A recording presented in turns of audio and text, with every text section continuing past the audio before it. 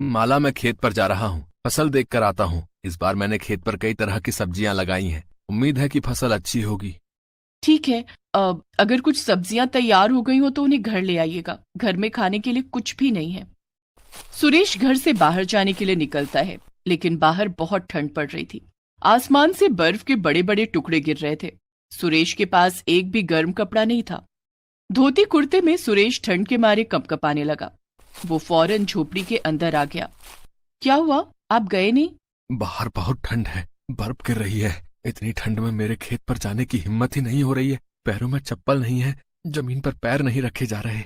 कोई बात नहीं, आप यहाँ चूल्हे के पास बैठ जाइए, इससे आपको ठंड से राहत मिलेगी।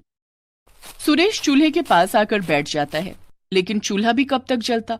माला चूल्हे पर पानी गर्म कर रही थी। पानी गर्म हो जाने के बाद उसने चूल्हा ठंडा कर दिया। चूल्हे की गर्म राख के पास बैठकर भी सुरेश को आराम मिल रहा था। तभी 5 साल का दीपू नींद से जाग जाता है। माँ। उठ गया बेटे? चल, मैंने नहाने के लिए पानी गर्म कर दिया है, जल्दी से नहा ले। दीपू जल्दी से नहा लेता है। नहाने के बाद माँ, मुझे बहुत भूख लगी है, कुछ खाने को दो ना। माला दीपू को कुछ भुने हुए चने देती है। नहीं माँ, मैं ये चने नहीं खाऊंगा, कल भी यही खाया था। ठंड के मौसम में मेरे दोस्तों के घर गरम गरम आलू के पराठे, मेथी के पराठे और न जाने क्या क्या बनता है और उन्हें खाने को मिलता है। तुम तो ऐसा कुछ भी नहीं बनाती हो। मुझे भी गरम गरम पराठे खाने हैं। दीपू बेटा, बाहर बर्फ पड़ रही है, थोड़ी देर में मौसम सुधर जाएगा तो मैं खेत पर जाऊंगा और कुछ सब्जियां तोड़ कर लाऊंगा है। तब तुम्हारी माँ तुम्हें पराठे बनाकर खिला देगी बेटा। ठीक है बाबा। सुरेश कुछ देर इंतजार करता है। दिन चढ़ने के बाद बर्फबारी रुक जाती है और हल्की धूप निकल आती है।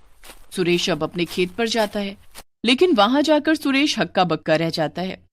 उसकी सारी सब्जियां बर्फ से ढकी हुई थीं। सुरेश जल्दी जल्दी सब्जियों से बर्फ हटाता है, लेकिन सारी सब्जियां गल चुकी थीं। ये देखकर सुरेश बहुत दुखी हो जाता है। हे भगवान, ये क्या हो गया? मेरी सारी फसल बर्बाद हो गई। अब मैं क्या बेचूंगा और क्या घर लेकर जाऊंगा? थोड़ी देर तक रोने के बाद सुरेश घर आता है। उसकी रोनी सूरत देखकर माला पूछती है, अजी क्या हुआ, आपकी आंखें क्यों लाल हैं? सब ठीक तो है ना? कुछ भी ठीक नहीं है माला, हम बर्बाद हो गए। लेकिन हुआ क्या है? सारी सब्जियां बर्फबारी के कारण गल गईं, सारी सब्जियां बेकार हो गई। अब मैं बाजार में क्या बेचूंगा? इस बार मैंने खेत में कई तरह की सब्जियां लगाई थी। सोचा था कि मेरी टोकरी में कई तरह की सब्जियां होंगी तो लोग खरीदने आएंगे, लेकिन सब चौपट हो गया। कोई बात नहीं, आप परेशान मत होइए, भगवान सब ठीक करेंगे। सुरेश और माला परेशान थे, लेकिन नन्हा दीपू तो इंतजार कर रहा था कि आज उसे भरवा पराठे खाने को मिलेंगे। वो अपने दोस्तों के साथ बाहर खेल रहा था और कह रहा था, आज मेरे घर भी पराठा बनेगा। माँ ने कहा है कि वो मुझे भरवा पराठे बनाकर खिलाएगी। मेरे बाबा सब्जियां लाने गए हैं। तभी दीपू का दोस्त कहता है, मेरी माँ तो आज पनीर के पराठे बनाएगी। बाबा आज पनीर लाए हैं। पनीर के पराठे? दीपू उसी समय घर आता है और माला से कहता है, माँ, आज मुझे पनीर के पराठे खाने हैं, पनीर के पराठे बनाओ ना। दीपू बेटा, आज तो घर में खाने के लिए कुछ भी नहीं है, मैं तेरे लिए पनीर के पराठे दूसरे दिन बना दूंगी। हाँ? नहीं माँ, तुम रोज यही बोलती हो और फिर कभी पराठे नहीं बनाती। दीपू रोने लगता है। तभी सुरेश उससे कहता है, रो मत दीपू बेटा, मैं तेरे लिए बाहर से कुछ लेकर आता हूँ। सुरेश घर के बाहर जाता है और कुछ तलाश करने लगता है। तभी उसका दोस्त आनंद उसे सिंधु से दिखाई देता है। अरे सुरेश, आज तू सब्जियां बेचने नहीं आया? तुझे ही ज्यादा ठंड लग रही है क्या? नहीं भाई, ऐसी बात नहीं है। मेरी सारी सब्जियां बर्फबारी में खराब हो गई। मेरे पास बेचने के लिए कुछ बचा ही नहीं, यहाँ तक कि घर में खाने के लिए भी कुछ नहीं है। दीपू पराठे खाने की जिद कर रहा है। ऐसी बात है तो मेरे पास ये 2 बैंगन बचे हुए हैं, ये तू ले जा। पराठे ना सही सब्जी रोटी बना लेना और दीपू को खिला देना। आनंद अपनी टोकरी से 2 बैंगन निकालकर सुरेश को दे देता है। सुरेश बैंगन लेकर घर आता है और माला को दे देता है। इस बैंगन से भरवा पराठे बना देती हूँ, घर में थोड़ा सा आटा रखा है। बैंगन के पराठे? दीपू बेटा, हमारे पास अभी यही 2 बैंगन है, इसके अलावा कुछ भी नहीं है। मैं बैंगन के पराठे बना देती हूँ, तू खाकर तो देख फिर कहना। माला उन 2 बैंगनों से पराठे बनाती है। हालांकि माला ने भी बैंगन के पराठे पहली बार बनाए थे। उसने पराठे बनाकर जब दीपू को खाने के लिए दिए। माँ, ये पराठे तो बहुत अच्छे हैं। ठंड के मौसम में गरम गरम बैंगन के पराठे बहुत अच्छे लग रहे हैं। दीपू ने बैंगन के 2 पराठे खा लिए।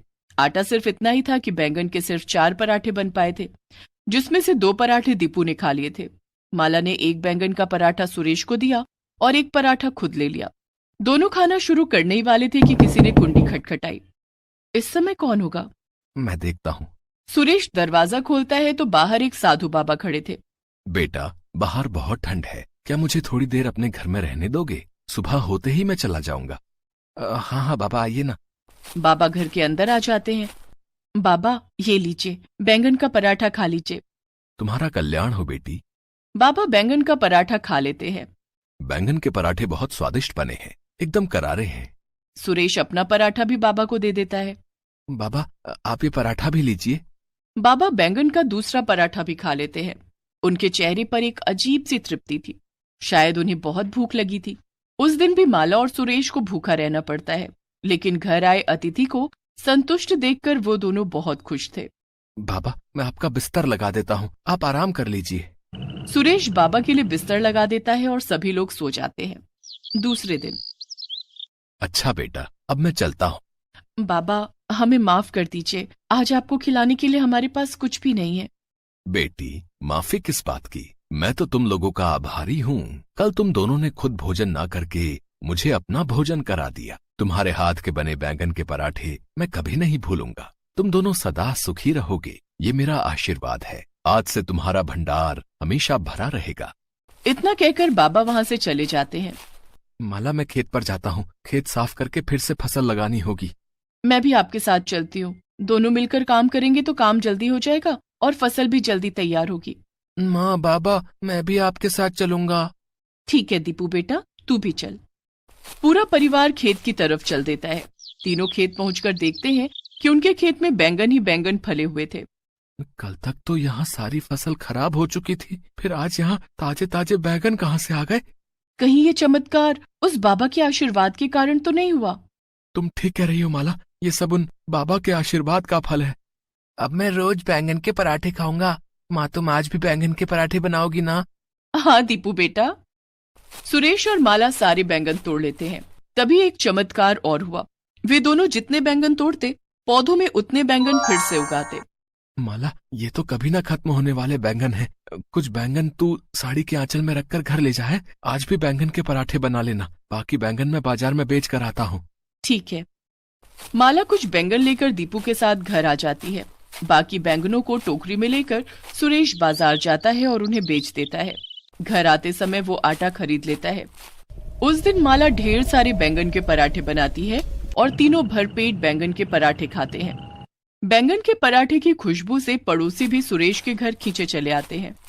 अरे भाभी जी, क्या बन रहा है? बाहर तक खुशबू आ रही है। भाई साहब, बैंगन के पराठे खा रही हूँ, आप भी खा लो। आनंद एक बैंगन का पराठा खाता है। भाभी जी, मैंने बैंगन के पराठे पहली बार खाए हैं। सच मानो, ये बहुत स्वादिष्ट लग रहे हैं। आप बैंगन के पराठों की ठेली क्यों नहीं लगा लेती? आनंद ठीक कह रहा है। अगर आपको हमारी वीडियो पसंद आई तो लाइक सब्सक्राइब जरूर करें।